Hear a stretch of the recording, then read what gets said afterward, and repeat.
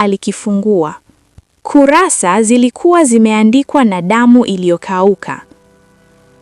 Michoro ya kisima, alama za makucha na majina ya familia 4, mojawapo likiwa jina la familia yake mwenyewe. Ghafla taa zikaanza kuwaka na kuzima. Upepo ulipuluza ndani ya chumba kilichokuwa kimefungwa. Na kwenye ukurasa wa mwisho, maandishi mapya yakaanza kujitokeza taratibu. Mlango uko chini yako. Ilikuwaje? Ungana nami katika safari ya simulizi hii inayoitwa Laana ya Kisima. Kumbuka kusubscribe, kulike na kuandika maoni yako hapo. Tuianze simulizi yetu sasa. Kijiji cha Kihinga kilikuwa kimetulia chini ya kivuli cha mlima Oldeani. Usiku ulipoingia, upepo wa baridi ulipenya katikati ya miti mirefu ya miombo na kubeba sauti ambazo hazikueleweka. Katikati ya kijiji kulikuwa na kisima cha zamani kilichojulikana kama Kisima cha Mzee Nyagaya. Hakuna aliyejua kwa hakika Mzee Nyagaya alikuwa nani, ila wazee walidai aliishi kabla hata ya enzi za babu zao.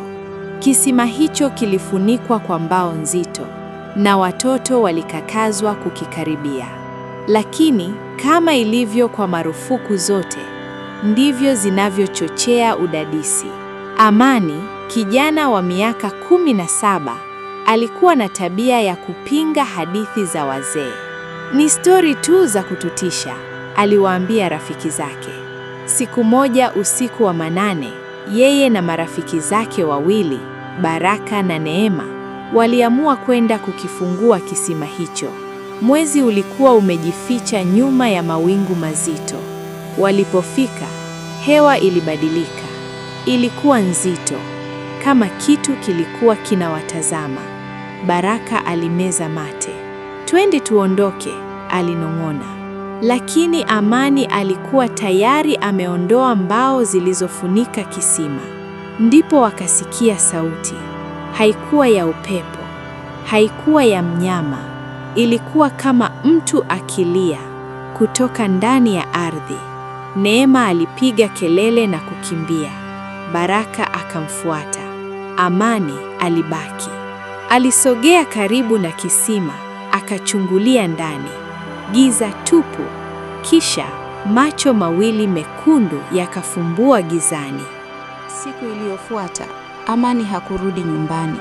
Kijiji kizima kilianza msako.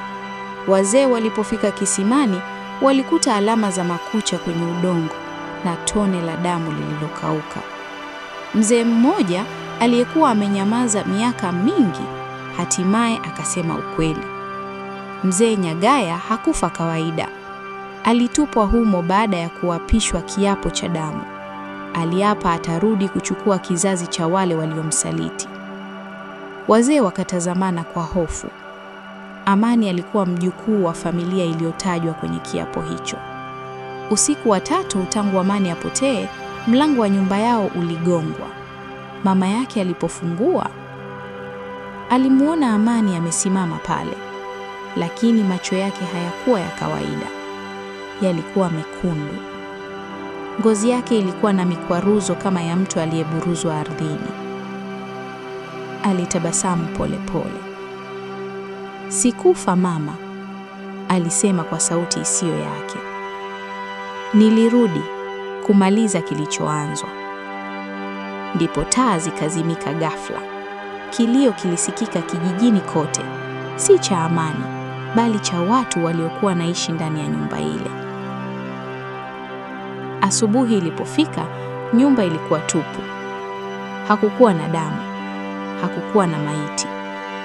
Ila kwenye mlango wa kisima cha Mzee Nyagaya, mbao zilikuwa zimewekwa upya, na juu yake kulikuwa na alama mpya ya makucha. Tangu siku hiyo, hakuna aliyethubutu kukikaribia kisima hicho. Lakini baadhi ya usiku, ukisimama kimya karibu nacho, utasikia sauti ya kijana akicheka kwa sauti ya chini, akisema, zamu yenu inakuja. Habari za kutoweka kwa familia ya Amani zilienea hadi vijiji vya mbali, lakini hakuna aliyethubutu kulala karibu na eneo la kisima. Mbwa walilia usiku kucha. Ng'ombe waligoma kunywa maji hata kutoka visima vingine. Siku ya 7 tangu tukio lile, Neema alianza kuota ndoto ile ile kila usiku. Alijikuta amesimama mbele ya kisima. Kina hakikuwa giza tena. Kilikuwa na ngazi za mawe zikishuka chini kabisa. Na mwisho wa ngazi hizo, Amani alikuwa amesimama, akimuita, njoo unisaidie, sipo peke yangu huku chini. Neema aliamka kila mara akiwa ameloa jasho, kifua kikimdunda kwa nguvu. Lakini siku ya 8, ndoto haikuishia kwenye usingizi. Alisikia sauti hiyo hata akiwa macho, kutoka dirishani kwake. Wazee wa kijiji walikutana kwa dharura. Mzee Mbwana, aliyekuwa kimya kwa miaka mingi, alisimama. Si Nyagaya peke yake aliyefungwa kisimani. Kulikuwa na wengine waliouawa kimya kimya kwa tamaa ya ardhi. Ilibainika kuwa miaka zaidi ya 100 iliyopita, mababu wa familia 4 waliungana kumuua mganga mmoja aliyedai ardhi yote ya kijiji ilikuwa imewekwa wakfu kwa mizimu. Walimuua na kumtupa kisimani. Lakini kabla hajafa, aliapa, damu ya kizazi chenu itanilisha. Mtanizaa wenyewe wanaonirudisha. Amani alikuwa wa kwanza, lakini si wa mwisho. Neema hakuweza tena kuvumilia. Usiku mmoja, bila kumwambia mtu, alitembea hadi kisimani. Kisima hakikuwa kimetulia kama zamani. Mbao zilikuwa zimefunguka kidogo, kana kwamba kitu kilikuwa kimetoka ndani au kinaingia. Aliposogea karibu, aliona alama za nyayo. Zilikuwa zikielekea ndani ya kisima, si kutoka. Kisha akasikia sauti, Neema. Sauti ilikuwa laini, yenye huzuni. Si vibaya kama wanavyosema, njoo uone ukweli. Alipoinama kuchungulia, ghafla ardhi ilianza kupasuka. Ngazi za mawe zilijitokeza polepole, zikizunguka ndani ya kisima kama njia ya kuelekea kuzimu. Bila kujua kwa nini, miguu yake ilianza kushuka yenyewe. Harufu ya udongo uliooza na damu ya zamani ilijaza hewa. Kuta zilikuwa na michoro ya ajabu, alama za mikono, makucha na macho yaliyopakwa rangi ya udongo mekundu. Alipofika chini, hakukuwa na maji. Kulikuwa na chumba kikubwa cha mawe, na katikati yake alisimama Amani. Lakini hakukuwa peke yake. Nyuma yake walikuwa watu wengine, wazee, vijana, hata watoto, wakiwa wamesimama kimya, macho yao mekundu yakimulika gizani. Karibu, Amani alisema. Sisi ni waliokubali ukweli. Neema alitetemeka. Ukweli gani? Amani alinyanyua mkono wake. Ngozi yake ilipasuka kidogo na kitu cheusi kama moshi kikatoka ndani yake. Hatukuwa waathirika, tulichaguliwa. Kuta za chumba zilianza kutikisika. Kutoka kwenye kivuli kikubwa nyuma yao, sura ya mzee mwenye macho yasiyo na mboni ilijitokeza. Ngozi yake ilikuwa imekauka kama ngozi ya mti. Sauti yake ilikuwa kama mawe yakisuguliwa.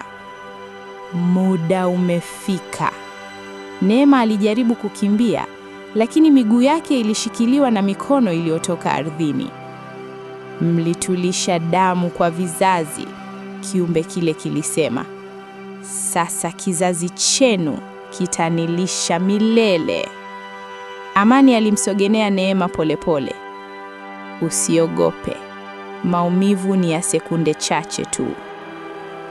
Ghafla, sauti ya ngoma ilisikika juu kabisa. Ilikuwa ni Mzee Mbwana na wazee wengine wamekuja na tambiko la zamani lililokuwa limekatazwa kwa miaka mingi. Walikuwa wamegundua ngazi zilizofunguka. Walianza kuimba kwa sauti ya pamoja, wakipiga ngoma na kutupa unga mweupe ndani ya kisima. Chini ya ardhi, kuta zilianza kupasuka. Kiumbe kile kikapiga kelele kali iliyotikisa kijiji kizima. Neema alitumia nafasi hiyo kujitoa kwenye mikono iliyomshika na kukimbia kupanda ngazi. Amani alijaribu kumshika, lakini mwanga mkali ulipotoka juu, viumbe wote waliinuka kama moshi na kuvutwa kurudi kwenye kivuli kikubwa. Ngazi zikaanza kuporomoka. Neema alipanda kwa nguvu zake zote, akahisi mkono wa Amani ukimgusa kifundo cha mguu, lakini akafanikiwa kutoka nje sekunde chache kabla ya kisima kujifunga tena kwa kishindo kikubwa. Asubuhi ilipofika, kisima kilionekana kama kawaida. Hakukuwa na ngazi. Hakukuwa na alama za makucha. Wazee waliamua kukifukia kabisa kwa mawe na saruti. Lakini kabla hawajamaliza, Neema aliona kitu kilichomfanya damu yake igande. Kwenye saruti iliyokuwa bado laini, kulikuwa na alama ya mkono wa ndani ukijaribu kusukuma kutoka chini. Na karibu na alama hiyo, kulikuwa na maandishi yaliyojitokeza taratibu. Hii haijaisha. Miaka ilipita. Neema alihama kijiji. Lakini kila mara mwezi unapojificha nyuma ya mawingu mazito, anasikia sauti ndogo kichwani mwake. Sauti ya Amani. Uliniacha, lakini mlango bado uko wazi. Na siku moja, mwanafunzi wa shule ya sekondari aliyependa kuchimba historia za kijiji aligundua kitu cha ajabu.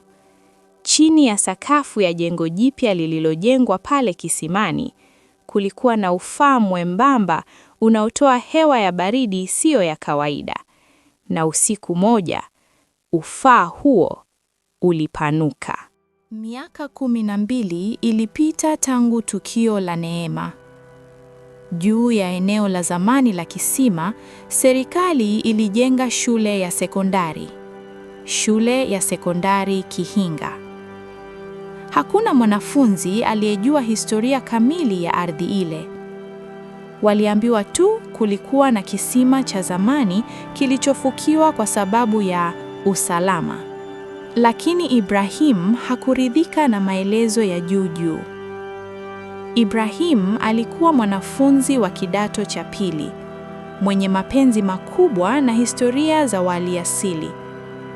Alipenda kuchimba kumbukumbu za wazee na kuandika siri za vijiji. Siku moja, wakati wa mapumziko, alihisi baridi isiyo ya kawaida darasani kwake. Darasa la zamani lililokuwa limejengwa moja kwa moja juu ya kisima kilichofukiwa. Alipiga hatua kadhaa kuelekea kona ya sakafu. Kulikuwa na ufa mwembamba. Na kutoka humo, upepo baridi ulipuluza juu kama pumzi ya mtu anayelala chini ya ardhi. Usiku huo, Ibrahim aliota ndoto. Alimuona kijana asiye na mboni machoni akimwangalia kimya. Kisha sauti ikasema, ulifungua kitabu chetu. Sasa soma hadi mwisho. Siku iliyofuata, Ibrahim alimtembelea Mzee Mbwana. Sasa mzee wa miaka mingi aliyobaki hai miongoni mwa wazee waliowahi kufanya tambiko lile. Baada ya kusita, mzee huyo alimpa kitu kilichofungwangwa kwa kitambaa cheusi. Kilikuwa ni kitabu cha zamani, jalada lake likiwa kama ngozi iliyokauka. Usikifungue usiku, Mzee Mbwana alimuonya. na usikifungue peke yako. Lakini udadisi ni mlango wa maafa. Usiku wa saa 6, akiwa chumbani kwake shuleni, Ibrahim alikifungua. Kurasa zilikuwa zimeandikwa na damu iliyokauka. Michoro ya kisima, alama za makucha na majina ya familia 4, mojawapo likiwa jina la familia yake mwenyewe. Ghafla taa zikaanza kuwaka na kuzima. Upepo ulipuluza ndani ya chumba kilichokuwa kimefungwa. Na kwenye ukurasa wa mwisho, maandishi mapya yakaanza kujitokeza taratibu. Mlango uko chini yako. Sakafu ilianza kupasuka. Wanafunzi waliokuwa bwenini walisikia kishindo kizito. Walipokimbia kuelekea darasa la Ibrahim, walikuta sakafu imekoromoka, na chini yake kulikuwa na shimo refu linaloshuka gizani. Lakini Ibrahim hakuwa ameanguka. Alikuwa amesimama pembeni ya shimo hilo, akicheka. Macho yake yalikuwa mekundu. "Hatukuja kuharibu," alisema kwa sauti isiyo ya kawaida. "Tumekuja kukomboa." Kutoka shimoni, mikono ilianza kujitokeza. Mikono iliyooza, yenye udongo wa karne nzima. Wanafunzi wakaanza kupiga kelele na kukimbia. Lakini milango ya jengo ilijifunga yenyewe. Habari zilipomfikia Neema, sasa mwanamke mzima aliyeishi mjini Arusha, damu yake iliganda. Alijua ilikuwa imerudi. Alirudi kijijini kwa mara ya kwanza baada ya miaka mingi. Alipofika shuleni, alihisi harufu ile ile ya udongo na damu ya zamani. Alipokutana na Ibrahim, aliona mara moja kile kilichokuwa ndani yake. "Unasikia sauti zao, sivyo?" Neema alimuuliza kwa sauti ya chini. Ibrahim alitabasamu polepole. "Sauti zao? Hapana. Sasa nasikia sauti yangu mwenyewe." Kivuli chake hakikusogea sambamba na mwanga wa jua. Kilikuwa kikichelewa sekunde chache. Mzee Mbwana alifichua siri ya mwisho kabla hajafariki siku chache baadaye. Kiapo hakitavunjwa kwa kufukia kisima, bali kwa damu ya hiari. Ilibainika kuwa kiapo kilihitaji mmoja wa kizazi kilicholaaniwa kujitoa kwa hiari ili kufunga mlango milele. Lakini hakutakiwa kuogopa. Alitakiwa kukubali. Neema alijua jukumu lilikuwa juu yake. Usiku wa mwezi mweusi, alishuka tena ndani ya shimo lililofunguka shuleni. Chini ya ardhi, viumbe wale walikuwa wengi zaidi sasa. Waliunda duara, wakimzunguka Ibrahim aliyekuwa katikati. Kivuli kikubwa cha Mzee Nyagaya kilijitokeza tena. "Umerudi," kilisema kwa sauti ya mawe. Neema hakutetemeka. "Ndiyo, lakini safari hii sitakimbia." Alisogea katikati ya duara.